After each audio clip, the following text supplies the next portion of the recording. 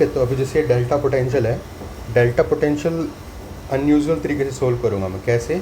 सबसे पहले तो यहाँ पे मैं फंक्शन लिख दूँगा। फंक्शन मेरे डाल दिए मैंने, एक इनकमिंग है, एक आउटगोइंग है, और फिर एक जो इसको ट्रांसमिट कर गया।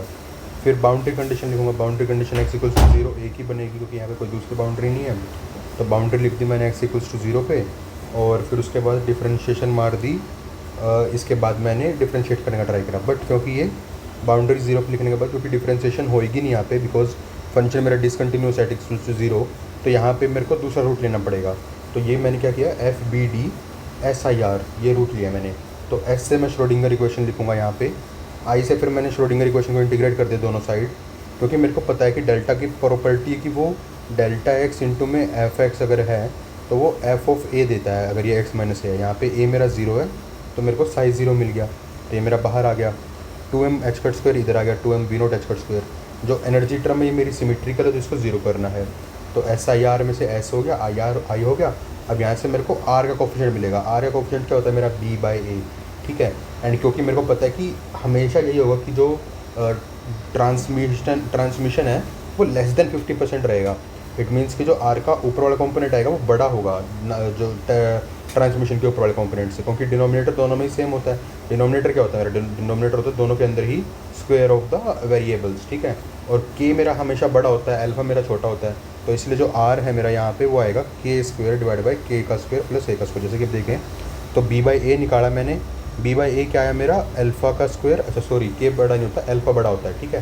तो अल्फ़ा का square divide by iota K minus का अल्फ़ा।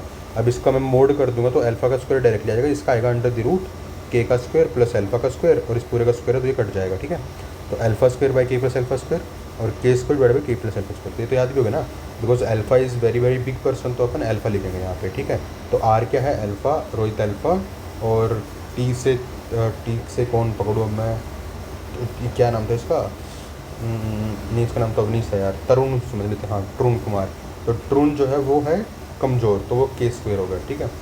तो ऐसे याद हो जाएगा ये भी, ठीक है। तो अभी नेक्स्ट मेरा है फ्री पार्टिकल। तो फ्री पार्टिकल में क्या है, मेरे को पता है पोटेंशियल 0 है इसके लिए हर जगह पे, ठीक है। एक्सटेंड क्या है, माइनस इन्फिनिटी से इन्फिनिटी बाई का। तो मेरा जो सिग्मा आएगा वो क्या आएगा, यहाँ पे सिग्मा आएगा मेरा, एक तो मेरा जाता हुआ वेक्टर, एक मेरा आता हुआ वेक्टर, इन्फिनिटी से रिफ्लेक्ट बैक करते हुए, ठीक है। कोई ट्रांसमिशन नहीं, कुछ नहीं है। तो इसका जो मेरा फंक्शन आता है वो आता है मेरा Gaussian wave function. Gaussian wave function है मेरा 2 divide by pi a square, 2/πa²। उसमें क्या होता है मेरा √2/a होता है, तो यहाँ पे क्या होगा 2/a और पाई का फैक्टर अलग आएगा और ये स्क्वायर हो जाएगा, मुझे डिफिकल्ट है। 1/4 एक्सपोनेंशियल माइनस एक्स का स्क्वायर बाई ए का स्क्वायर और एक्सपोनेंशियल P0x/h², ठीक है। इसको एक साथ भी लिख सकता हूँ, बट वो नहीं लिखा क्योंकि ये जो बताता है, ये बताता है इसका पोजिशन अनसर्टेनिटी, और ये जो है इसका मोमेंटम वाला फेज़ है, ठीक है। ये दोनों अलग अलग से रखना है मेरे को। तो एक्सपोनेंशियल x²/a², ठीक है। यहाँ से मेरी डायमेंशन कट जाएगी a से, ठीक है। इधर एक्सपोनेंशियल आयोटा, ठीक है, P0x/h², ठीक है। p क्या होता है मेरा, h² होता है, k होता है मेरा 2π/λ, तो यहाँ से तेरी डायमेंशन कट जाएगी, ठीक है। तो इस तरह याद रख लियो। फिर अब यहाँ से एक एप्लीकेशन की बात में, F से फ्लोरोसेंस, G से जियोस्टैटिक्स, गॉसियन बीम्स, सिग्नल प्रोसेसिंग, ठीक है। अब मेरे को प्रूव करना है हाइजेनबर्ग अनसर्टेनिटी प्रिंसिपल, वो मैं कैसे करूँगा। तो देख, जो मेरा f(x) है, फंक्शन जो है मेरा f(x), अगर उसको मैं फंक्शन को लिखता हूँ किसी भी उसका फ्री पार्टिकल का अगर मैं फंक्शन लिखता हूँ, ठीक है, वेव फंक्शन, तो वो मेरा इसी फॉर्म में रहेगा। उसकी स्टैंडर्ड फॉर्म क्या होती है मेरी, 1/√2π सिग्मा स्क्वायर, √2π सिग्मा स्क्वायर 1/, ठीक है, एक्सपोनेंशियल -x²/2 सिग्मा स्क्वायर, ठीक है। तो यहाँ पे जो मेरा स्टैंडर्ड डेविएशन आता है वो आता है सिग्मा, करेक्ट। इसके बाद जब मैं इस x को मोमेंटम स्पेस में लिखूँगा तो ये सिग्मा रिमूव हो जाएगा मेरा, सिग्मा यहाँ से, और ये ऊपर चला जाएगा। कैसे करूँगा इसको देख, अब तो 1/√2π तो सेम ही है, ठीक है। यहाँ से एक चीज़ और कर सकता हूँ, या तो मैं √2π सिग्मा ऐसे लिख लूँ और इसमें भी 1/√2π सिग्मा रहने दूँ, क्योंकि सिमेट्रिकल है तो ये दोनों चीज़ें चल जाएंगी। एक्सपोनेंशियल में लिखा मैंने, यहाँ पे ऊपर x² था, यहाँ पे मोमेंटम स्पेस k² आ गया, 2 नीचे रहेगा, यहाँ पे भी 2 नीचे रहेगा। यहाँ पे सिग्मा स्क्वायर नीचे था तो यहाँ पे ये रिवर्स हो गया, सिग्मा स्क्वायर ऊपर जाएगा, सिग्मा स्क्वायर ऊपर आ गया। तो यहाँ पे डेल्टा क्या है, डेल्टा क्या है मेरा 1/, जो भी ये फैक्टर है इसका हाफ, तो 1/, सिग्मा आ जाएगा क्योंकि सिग्मा ऊपर चला गया, दोनों को मल्टीप्लाई करूँगा 1 आ जाएगा। फिर डेल्टा ये के क्या है मेरा, वो होता है मेरा delta P by delta H cut. तो delta H cut is nothing but H cut, delta P के सामने डेल्टा लगेगा, तो मेरा हाइसेनबर्ग प्रिंसिपल यहाँ से प्रूव होता है। ये जो रूट है ये वाला यूज चूज़ नहीं करना कि मैं पहले डेल्टा एक्स निकालूंगा, डेल्टा एक्स का स्क्वायर निकालूंगा, तो निकाल भी लेगा, थोड़ा सा ईजी कैलकुलेशन वाइज पड़ेगा, उसमें याद करना पड़ेगा। बट यहाँ पे ना मोमेंटम का जीरो आता है, याद करना पड़ेगा, और डेल्टा पी एक्स आएगा वो भी याद करना पड़ेगा, क्योंकि डेल्टा पी स्क्वायर तेरे को उसी के वेक्टर मोमेंटम से निकालना पड़ेगा, तो इससे बेटर है कि तो ऊपर वाला याद कर लो। ओके, तो फिर जैसे अभी हार्मोनिक ऑसिलेटर के लिए जो मेरा फॉर्मूला है वो है ईस्ट पी वी आर। ठीक है, ईस्ट पी वी आर कैसे बनेगा, सबसे पहले ई से श्रोडिंगर इक्वेशन लिखूंगा मैं। Oh my god, pen change हो। हाँ, ई से श्रोडिंगर इक्वेशन लिखूंगा। श्रोडिंगर इक्वेशन लिखी मैंने, ये पोटेंशियल मेरी हाफ एम ओमेगा स्क्वायर और ई आ गया। फिर ए से मैं क्या करूँगा, अजम्पशंस लूँगा यहाँ पे, ठीक है, या अरेंज करूँगा। कैसे करूँगा, यहाँ पे ये जो सारी टर्म थी, ये यहाँ पे चली गई, यहाँ पे चली गई। ठीक है, मेरे को बस याद रखना है कि मेरे को यहाँ से ना m omega by H cut बाहर निकालना है। याद कैसे रहेगा ये, m omega by H cut, mass into में ओमेगा। ओमेगा क्या होता है मेरा, अंडर द रूट के बाई एम। तो ये डायमेंशंस भी याद रहेंगे। M omega by H cut भी याद रख लेगा, कॉन्फिडेंस है। M omega by H cut यहाँ पे रखना है। इसके बाद क्या होगा, जो अंदर में वैल्यू बचेंगी, इसको बाहर निकालने के बाद जो अंदर में वैल्यू बचेंगी, जो एक्स के साथ में है वो तो मेरा alpha M omega by H cut, M omega by H cut ही बनेगी। यहाँ पे M square omega square by H square बन जाएगा, 2 से 2 कट जाएगा। तो एक चीज़ बाहर निकाल दूँगा, तो ये मेरा अल्फ़ा बन गया, ये मेरा अल्फ़ा बन गया। इस अल्फ़ा का स्क्वायर और एक्स स्क्वायर को मैं ई स्क्वायर लिख दूंगा, और जो ये टर्म आएगी इसको मैं लैम्डा रहने दूंगा, बिकॉज लैम्डा जो है मेरा आगे जाके वो 2n+1 आएगा, और यहाँ से मैं एनर्जी निकालता हूँ। ठीक है, तो ई हो गया, ए हो गया, आगे था एस। एस से क्या है, सोल्यूशन। सोल्यूशन क्या है मेरा, जो ये है, अब बोल दूँ कि यार ये तो यार मेरा हर्माइट इक्वेशन बन गई। हर्माइट इक्वेशन का जो सोल्यूशन होता है वो होता है हर्माइट का पॉलिनोमियल और इनटू में exponential of the differentiator. Differentiator यहाँ पे मेरा ई स्क्वायर बन जाएगा, क्योंकि ई क्या माना मैंने, अल्फ़ा एक्स, यहाँ पे L E square epsilon square आ गया, यहाँ पे भी एप्सिलॉन स्क्वायर आ गया। तो जो मेरा सोल्यूशन आएगा वो आएगा E to the power minus epsilon square by 2, which is nothing but E का value minus alpha square X square by 2 और हर्माइट पॉलिनोमियल। अब इसको हर्माइट पॉलिनोमियल को निकालना है मेरे को कैसे भी करके।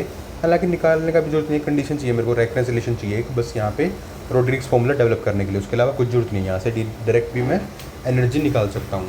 एनर्जी डायरेक्ट नहीं निकलेगी, सॉरी, रोड्रिग्स फॉर्मूला आएगा, उससे ही रेफरेंस फॉर्मूला से एनर्जी निकलेगी। तो ई ए एस सोल्यूशन लिख चुका हूँ। अब टी से मैं ट्रांसफॉर्म करूँगा। ठीक है, ट्रांसफॉर्म क्या करूँगा मैं, यहाँ पे जो मेरा सोल्यूशन आया है, साई आया है, यहाँ पे मैं इसको D psi by D epsilon square निकालूंगा, और नहीं ये नहीं करूँगा, सॉरी, टी से मैं टर्न बैक या ट्रांसफॉर्म ही कर सकता हूँ मेरे ख्याल से, बट अभी ट्रांसफॉर्म करना सही नहीं रहेगा। ठीक है, तो टी से ना ट्रांसफॉर्म नहीं करते हम, टी से ना टेक इट बैक कर लेते हैं। एक बस याद रखने के लिए कि टेक इट बैक, या फिर ईस्ट में से टी को काट दे, सीधा ए पे आ जा कि ए भी नहीं आएगा, है ना, हाँ ए नहीं आएगा। ईस्ट पी वी आर अपना, ईस्ट पी वी आर। ठीक है, तो यहाँ पे टी से मेरे को टेक इट बैक ये रखना पड़ेगा, फिर टर्न इट बैक कर ले कि जो सोल्यूशन आया मेरा साई, इसको तो वापस यहाँ पे डाल दे। जब तू यहाँ पे वापस डालेगा तो तेरा D H by D epsilon square और ई का ये टर्म बाहर आ जाएगा, फिर उसके बाद में एच बाहर आ जाएगा और इसका डिफरेंशिएशन हो जाएगा, प्लस में ये वाली टर्म भी यहाँ पे आ जाएगी। इसको तू रीअरेंज करेगा, तेरे को हार्माइट इक्वेशन दोबारा से मिल जाएगी हार्माइट पॉलिनोमियल के टर्म में। अब ये जो डी एच बाई डी है ये कैसे है, ये तेरे को निकालने पड़ेंगे। इसको निकालने के लिए फिर तू क्या करेगा, अब ई ए एस टी पे आ चुका है, टी से तो याद रख ले ट्रांसफॉर्म श्रोडिंगर इक्वेशन से हार्माइट इक्वेशन। ठीक है, ईस्ट, इसके बाद पी वी आर, पी से तू पावर सीरीज सोल्यूशन सोचेगा हार्माइट का power series solution a n e की पावर एन, तो A0 A1 E A2 epsilon square A3 epsilon square. ठीक है, तो P हो गया तेरा power series solution. Then V क्या होता है यहाँ पे, V होता है तेरा यहाँ पे वैल्यू सब्सटीट्यूशन। वैल्यू सब्सटीट्यूशन किसकी वैल्यू चाहिए तेरे को चाहिए D square H by D epsilon square की, D H by D epsilon की, और एच एप्सिलॉन की वैल्यू तो तेरे पास ये रेफरेंस में है ही, तो तूने इसकी वैल्यू पुट करेगा। यहाँ पे क्या आएगा तेरा, एक n आगे आ जाएगा, A N epsilon n minus का 1 स्क्वायर करेगा तो क्या आएगा, n माइनस का 1 A N epsilon n minus का 2। ठीक है, v से तूने वैल्यू सब्स्टिट्यूट कर दिया, यहाँ पे सारी चीज़ सब्स्टिट्यूट कर दी, तेरे को r से रेफरेंस रिलेशन मिलता है फाइनली रेकरेंस रिलेशन क्या होता है मेरा, 2n माइनस लेमडा माइनस 1, या तो इसको याद कर ले, नहीं याद होगा ये तो इसको याद कर, लेमडा ऐसा कर ले 2n प्लस 1 माइनस का लेमडा, ऊपर ही आएगा जो मेरा न्यूमिनेटर होगा वो क्या आएगा, 2n plus 1 lambda, 2n plus 1 lambda, ठीक है, डिवाइड बाई n प्लस का 1 और n प्लस का 2। ये क्या है मेरा रेकरेंस रिलेशन। कन्वर्जिंग के लिए जब मेरे को जो है n इन्फिनिटी पे कर दूंगा, जैसे ही n पे इन्फिनिटी करूँगा तो ऊपर वाली टर्म इन्फिनिटी हो रही है मेरे को दिख रहा है, ठीक है, इसको काटना पड़ेगा मेरे को, काटने के लिए मैं क्या करूँगा, यहाँ पे ऊपर वाली टर्म को 0 करूँगा, तो 0 रख दूंगा मैं, तो यहाँ पे मेरे को लेमडा की वैल्यू क्या आएगी, 2n प्लस 1 आएगी, तो मेरे को लेमडा की value 2e plus 2e by H cut omega थी, ई का वैल्यू मेरे को आ गया, ठीक है, एनर्जी मिल गया जो कि नॉन डिजेनरेट है, डिस्क्रीट है, क्वांटाइज है श्रोडिंगर सिंपल हार्मोनिक ऑसिलेटर में। इसके बाद आइगन फंक्शन में देखता हूँ, तो मैं आइगन फंक्शन तो पहले निकाल ही चुका हूँ ऑलरेडी, जो मेरा हार्माइट ई आया है ये आएगा मेरे रोड्रिग्स फॉर्मूला से, जो कि होता है -1 की पावर -1 की पावर n एप्सिलॉन स्क्वायर, मेरा जो ऑलरेडी था यहाँ पे वैसा का वैसे ही रहेगा, ई का वैल्यू एप्सिलॉन का स्क्वायर, ठीक है, फिर डी स्क्वायर ई के power epsilon minus epsilon square divide by D epsilon n, ठीक है, ये याद करने की जरूरत नहीं है, चाहे तो छोड़ दियो पेपर में भी कोई दिक्कत नहीं है। जो नॉर्मलाइजेशन आएगा कोफिशिएंट वो याद रखना पड़ेगा तेरे को बस, alpha by under the root pi 2 की power n factorial 1/2। Full solution ये बनेगा, इसमें एप्सिलॉन की वैल्यू पुट कर दिया ऑब्वियसली तूने। जो मेरे हार्माइट पॉलिनोमियल वो याद रख ले, पहला 1 आता है, दूसरा 2 एप्सिलॉन, तीसरा 3 एप्सिलॉन नहीं आता, वो आता है 4 एप्सिलॉन 2 माइनस 2, ठीक है, 4 एप्सिलॉन 2 माइनस 2, ठीक है, फिर आगे तो फिर चाहिएगा भी नहीं, ये 3 याद कर ले बस, n की वैल्यू 0 के लिए 1 रहेगा, 1 के लिए जो है 2 एप्सिलॉन हो जाएगा, और 3 के लिए मेरे पास 4 एप्सिलॉन 2 माइनस 2, ठीक है। अब इसके वेव फंक्शन में क्या आता है, ग्राउंड जो स्टेट आएगी वो तो गॉसियन फॉर्म है मेरी, क्योंकि ये ई का वैल्यू ये 1 हो जाएगा, और alpha square X square by 2 ये मेरा गॉसियन वेव फंक्शन है, और ये है अल्फा बाई रूट पाई का वैल्यू 1/2, ठीक है, under the root alpha by root pi, दो रूट पाई के ऊपर इवन पैरिटी दिख रही है क्योंकि यहाँ पे चेंज नहीं पड़ रहा है, गॉसियन वेव फंक्शन आ रहा है, और ये हो गया प्रोबेबिलिटी फाइंड करने की 16% आती है ग्राउंड स्टेट में, इसको इंटीग्रेट करके निकालते हैं अपन। फर्स्ट एक्साइटेड स्टेट में जाता हूँ मैं, तो जो है मेरे पास क्या था वो 1, तो वो तो 1 था, दूसरा क्या आ जाएगा यहाँ पे 2 इंटू में एप्सिलॉन क्या है 2 अल्फा एक्स, ठीक है, तो ये तो वैल्यू पुट कर देगा यहाँ पे, अल्फा एक्स यहाँ पे आ गया, टू तूने बाहर अंदर कर दिया कुछ यहाँ पे, बट एक्स इंटू में ई एक्स स्क्वायर ये मेरा आ गया, सी इंटू में एक्स इंटू ई का वैल्यू एक्स का स्क्वायर माइनस एक्स का स्क्वायर, ठीक है, तो ये मेरे को ऐसा फंक्शन मिल जाता है। Okay, what is this, C F A क्या है मेरा, सी एफ ए है मेरा क्लासिकल फॉरबिडन एरिया या फिर क्लासिकल टर्निंग पॉइंट, जहाँ पे मेरा एनर्जी होता है वो हाफ एम पोटेंशियल के इक्वल हो जाता है बेसिकली, ठीक है। तो ये गॉसियन फंक्शन ये है मेरा, और इसकी ओड पैरिटी होगी, ठीक है, इसकी 11% आती है मेरी जो प्रोबेबिलिटी है। फिर जब मैं थर्ड पे जाता हूँ, थर्ड क्या है मेरा 4 एप्सिलॉन का स्क्वायर माइनस में 2, epsilon is nothing but 4 alpha square E का एक्स का स्क्वायर माइनस का 2, तो इसको तू बड़ा चढ़ा के यहाँ पे रख देगा, 2 तूने बाहर निकाल दिया, ठीक है, तो तूने ये रखा, ये जो है इवन पैरिटी आएगा बिकॉज एक्स का स्क्वायर है, ये भी गॉसियन नहीं है, और ये आएगा ये वाला, ठीक है, और क्लासिकल फॉरबिडन लिमिट देखो बताइए। प्रोबेबिलिटी क्या है क्लासिकल फॉरबिडन में जाने की 9.5, सबसे ज़्यादा किसकी थी ग्राउंड स्टेट में 16%, ठीक है, ऊपर जाते जा रहे हैं तो इनकी प्रोबेबिलिटी भी कम होती जा रही है, ठीक है। तो ये हो गया। अब इसके बाद में है इसका ग्राउंड स्टेट के ऊपर प्रोबेबिलिटी निकालने का, जो कि अपन ने निकाल भी रखा है, ठीक है। तो देख अपन ने क्या किया, सिग्मा लिया, सिग्मा क्या था मेरा एक कांस्टेंट है, मेरा एक कांस्टेंट है, ई का value minus alpha square X square by 2 है, ठीक है। अब क्या करूँगा मैं, इसको इंटीग्रेट कर दूंगा प्रोबेबिलिटी निकालने के लिए -a के बीच में, जो कि मेरा 1 अल्फ़ा और 1 अल्फ़ा रहेगा, ठीक है। ये कैसे आया मेरा 1 अल्फ़ा, ए कैसे हो गया मेरा 1 अल्फ़ा, ये बता मेरे को, यहाँ से हो गया जब तूने ए निकाला, ठीक है। ये बहुत इंपॉर्टेंट पॉइंट है, ग्राउंड स्टेट एनर्जी में काइनेटिक एनर्जी कुछ नहीं है, तो तेरी सारी पोटेंशियल एनर्जी होगी, तो जो तेरा ए आया वो आया 1 अल्फ़ा, ठीक है।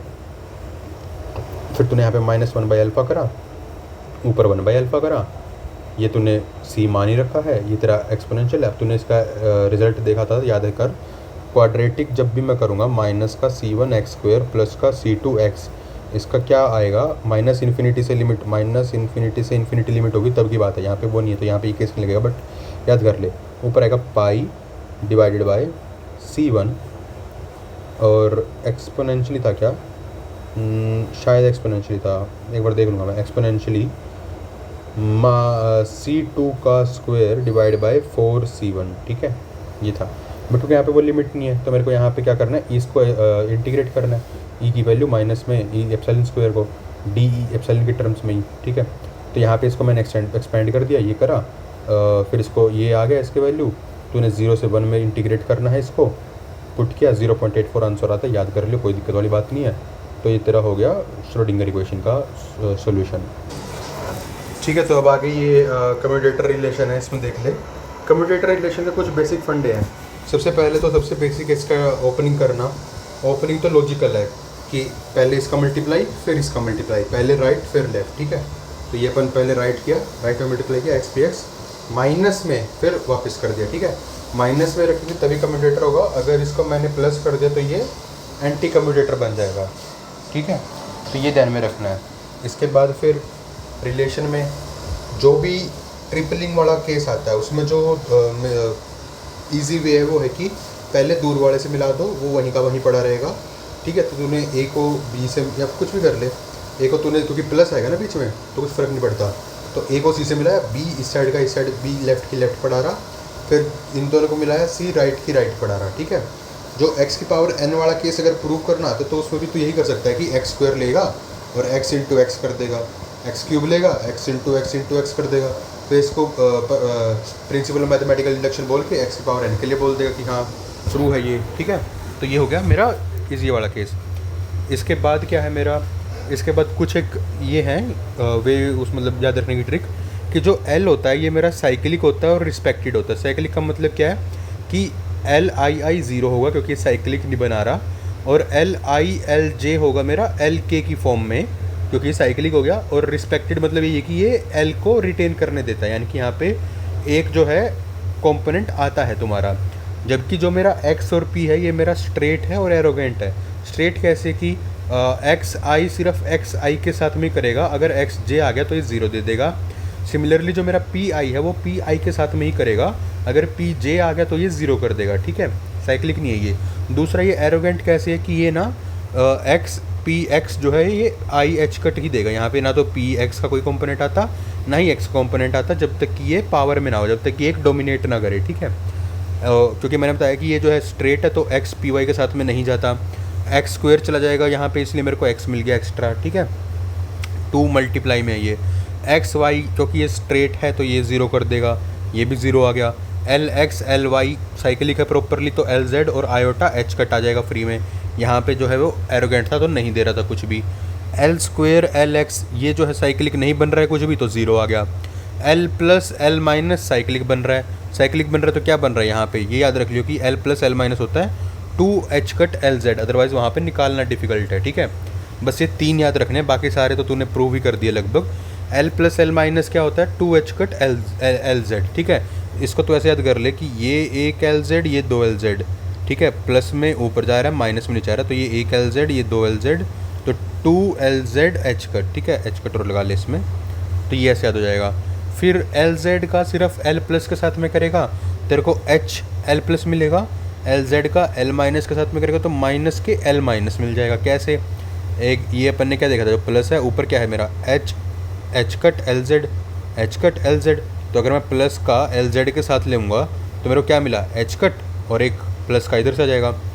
फिर अगर मैं ऐसे करता हूँ, ये जो है मेरा माइनस का एच कट एल जेड है और यहाँ पे माइनस ऑपरेटर है, sorry H cut L Z है ये, तो मैंने माइनस का तो अगर ऑपरेट किया इसको तो एक जो है एच कट आएगा नेगेटिव की साइड जाए तो माइनस आएगा और ये एल जेड आ जाएगा, ठीक है। एल एक्स एल वाई जो है मेरा आयोटा एच कट जेड है, एक्स वाई जेड है, ठीक है, दिख रहा ना ये साइक्लिक है, ये एल एक्स ये एल वाई और जेड। अब ये रिस्पेक्ट वाला बंदा है तो ये वाई को ही यहाँ पे मतलब इसी की जात का बंदा यहाँ पे भेजेगा, जेड एल जेड नहीं आएगा, ठीक है। जैसे कि आगे ये पी वाई है तो यहाँ पे पी जेड आया है इसी की जात का, एल एक्स एल वाई तो एल जेड ही आना था, ये तो पता ही है। अगर एक्स जेड करता हूँ तो यहाँ पे पी वाई आ जाएगा क्योंकि ये वापस चल पड़ा, रिवर्ट बैक हो गया, ठीक है। तो ये माइनस का भी आएगा यहाँ पे साइन मेरे ख्याल से, नहीं अपेरेंटली जब मैं मोमेंटम के साथ में इसका कर रहा हूँ ना तो यहाँ पे एक्स वाई जेड जो है माइनस आ रहा, तो यहाँ पे मोमेंटम के केस में ये अपोजिट चलता है, बस इसको ध्यान रख लियो। बाकी एक हैमिल्टोनियन के साथ में भी देख ले निकालना।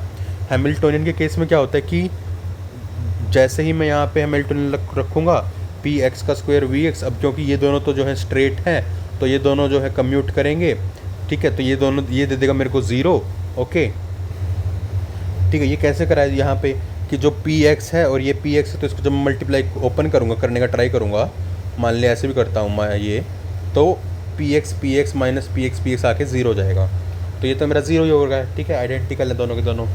जो बचेगा वो बचेगा पोटेंशियल के साथ में। अब पोटेंशियल के साथ में कैसे करूँगा मैं इसको, ये मैंने करा यहाँ पे, ओपन कर दिए दोनों साइड के। यहाँ पे मैंने मोमेंटम का जो है ये वाला वैल्यू, ये तो ये रख ले, वरना ये रख ले, जो याद है वही रख ले।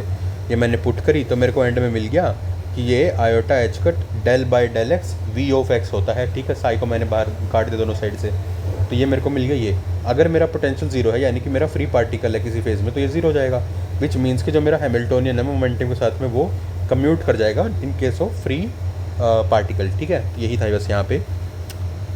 इसके बाद ये मैं बता चुका हूँ यहाँ पे कि ये एल जेड आता है, इसको तो कम ईजिली निकाल सकता है एल एक्स एल वाई का यूज़ करके, ठीक है। इसको ये कैसे करेगा, एल एक्स क्या होता है मेरा, एक्स है यहाँ पे, तो वाई पी जेड माइनस का जेड पी वाई, इनको ओपन करेगा दोनों पी एक्स पी वाई को, और इन दोनों टर्म्स को क्रिएट करना पड़ेगा तेरे को मल्टीप्लाई करके, और फिर यहाँ पे आ जाएगा, ठीक है।